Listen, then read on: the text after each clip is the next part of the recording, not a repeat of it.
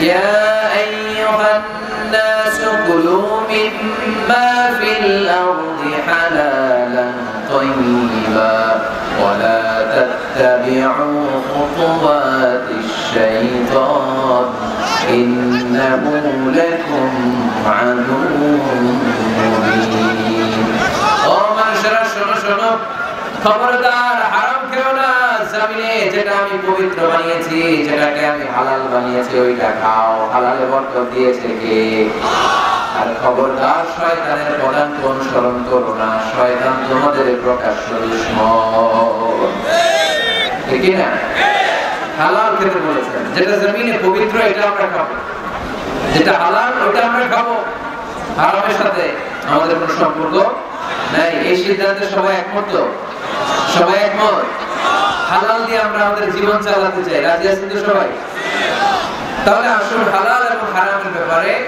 আমরা বিস্তারিত জেনে নেই যে আমাদের জীবনে কোনটাকে আল্লাহ তাআলা হালাল করেছেন কোনটাকে হারাম করেছেন কিভাবে আমি হালাল দিয়ে আমার জীবনকে সাজাবো কেমন করে হারাম থেকে আমি বেঁচে থাকবো এই মূলনীতি প্রিন্সিপালস আমাদের জানা দরকার আছে না নাই পীরগঞ্জের ভাইয়েরা আমার রংপুরের প্রিয় ভাইয়েরা আজকের এই চমৎকার দুপুরে আমরা হালাল এবং হারামের কিছু মূলনীতি জেনে যাব যে মূলনীতিগুলো আপনি সামনে রাখলে আপনার পুরো জিন্দেগিতে পুরো জীবনে হালাল হারাম নিয়ে আপনি কখনো আর কোনো কনফিউশনে পড়বেন না আপনাদের মনোযোগ আছে তো আসুন আমরা হালাল এবং হারামের মূলনীতিগুলো জেনে নেই হালাল এবং হারামের প্রথম মূলনীতি হচ্ছে পৃথিবীতে যা আছে সব হালাল যা আছে সব কি হালাল মৌলিকভাবে এভরিথিং ইজ হালাল যতক্ষণ না কোনো জিনিসের ব্যাপারে হারাম হওয়ার দলিল না পাওয়া যায় ততক্ষণ পর্যন্ত সব কিছুকে হালাল করেছে কে আল্লাহ যখন দলিল পাওয়া যাবে যে এটা হারাম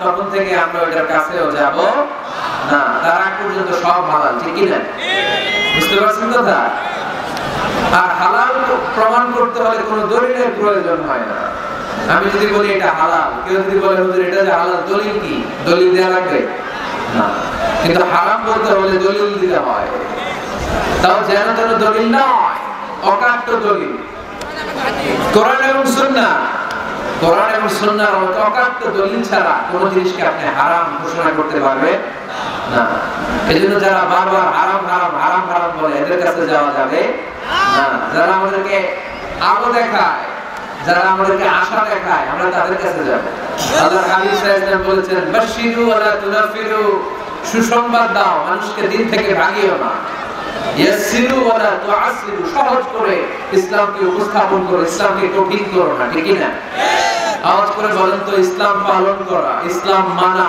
এটা সহজ না কঠিন জোরে বলেন সহজ না কঠিন ওযু করে নামাজ পড়া ফরজ তাই না ওযুর পানি নাই তায়াম্মুম করে পড়লে কবুল করবে কে আল্লাহ দাঁড়িয়ে নামাজ পড়া ফরজ কোমরে ব্যথা দাঁড়াতে পারছি না বসে পড়লে কবুল করবে কে বিয়েতে মোহরানা দেওয়া কি ফরজ আওয়াজ করে বলেন ফরজ এখন মোহরানা যদি না থাকে এক সাহাবী বলেন ইয়া রাসূলুল্লাহ বিয়ে করব আল্লাহর হাবিব সাল্লাল্লাহু আলাইহি ওয়াসাল্লাম বলেন বিয়ে করবে তো তোমার মোহরানা আছে সাহাবী বললেন না মোহরানা নাই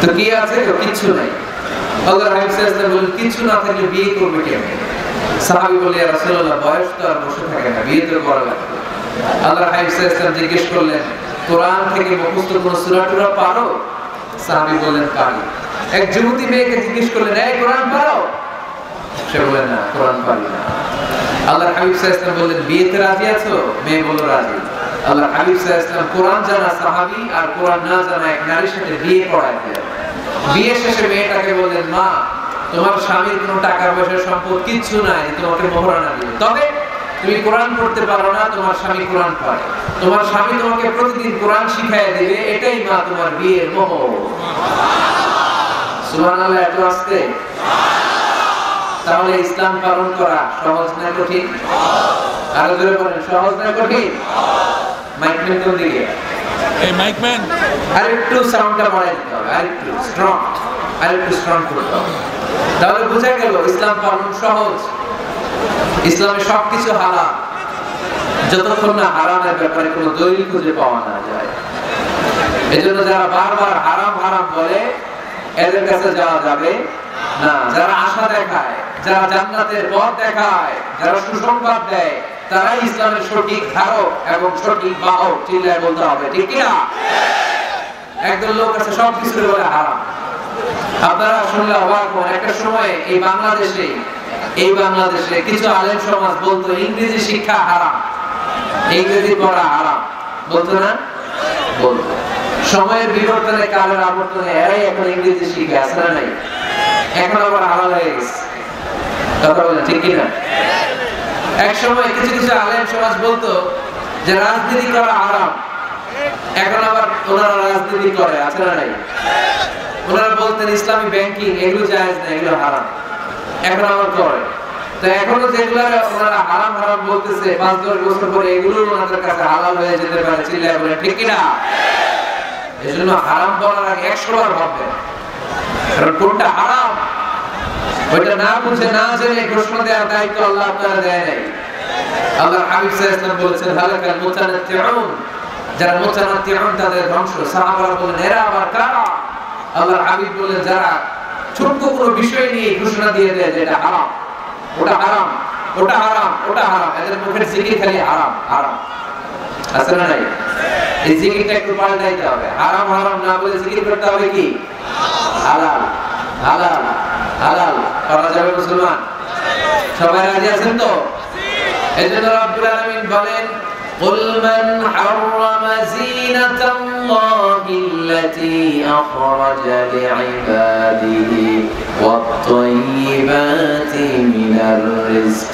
কার এত বড় স্পর্ধা, কার এত বড় সাহস, যারা আল্লাহর দেয়া হালাল বিষয়গুলোকে হারাম বলে ঘোষণা দেয়, আল্লাহর দেয়া হালাল নিয়ামতগুলোকে হারাম বলে ঘোষণা দেয়, আল্লাহর ঘোষণা করা হালাল সাজসজ্জাগুলোকে হারাম বলে ঘোষণা দেয়। কার এত সাহস? ধমক দিয়েছেন আল্লাহ, লানত দিয়েছেন এদের উপর। এজন্য হালাল এবং হারামের প্রথম মূলনীতি হচ্ছে এভরিথিং ইজ বেসিক্যালি হালাল। এই পৃথিবীতে মূলত যাই দেখতে পাবেন সব হালাল, সব হালাল। আলহামদুলিল্লাহ পড়ে।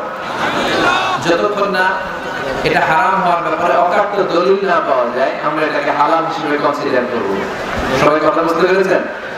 বুঝতে পেরেছেন সবাই?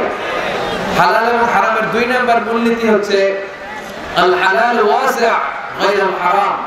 এই পৃথিবীতে হালাল হচ্ছে আনলিমিটেড আর হারাম হচ্ছে লিমিটেড। হালাল বেশি, হারাম কম। হালালের কোনো অভাব নাই, কিন্তু হারাম হাতে গোনা। সুবহানাল্লাহ পড়ে। এটা আমাদের সুবিধা হয়েছে না? কথা বুঝে নাই বলা হয়। আচ্ছা, হালাল যদি কম হতো আর হারাম যদি বেশি হতো আমাদের জন্য অসুবিধা হয়ে যেত না?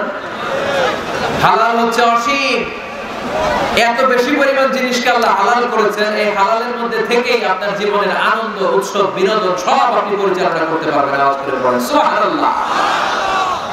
আবার এই কোরআনে কারীমের মধ্যে রব্বুল আলামিন যখন হালালের ঘোষণা দিয়েছেন তখন তিনি ব্যাপক হারে ঘোষণা দিয়েছেন।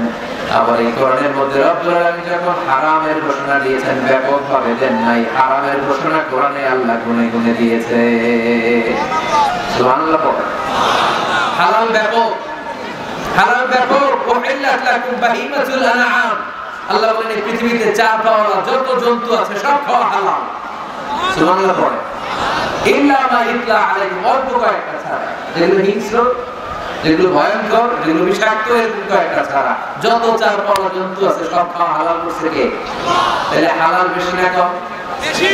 আওয়াজ করে সবাই বলতে হবে, হালাল বেশি না কম? বেশি। হারাম কম। আবার সাগরের প্রাণীগুলোর দিকে খেয়াল করে আল্লাহ বলেন উহিল্লা লাকুম সাইদুল বাহরি ওয়া তাআমুহু। সাগরের ভেতরে যত ধরনের জলজ প্রাণী পাওয়া যায় সবগুলো শিকার করার খাওয়াকে তোমাদের জন্য হালাল করেছে কে? আল্লাহ এগুলোকে হালাল করেছে, অল্প কয়েকটা ছাড়া। তার মানে হালাল হচ্ছে পৃথিবীতে আনলিমিটেড, অসীম, আর হারাম হচ্ছে লিমিটেড। এজন্য কোরআনে যখনই আল্লাহ হালালের কথা বলে আল্লাহ ব্যাপকভাবে বলে। আল্লাহ বলে সব হালাল। আর যখনই হারামের ঘোষণা দেয় আল্লাহ গুনে গুনে দেয়, অল্প কয়েকটা। এজন্য গোনা যায়, হালাল গোনা যায়। আপনি হাতে গুনতে পারবেন হালাল? গুনতে পারবেন?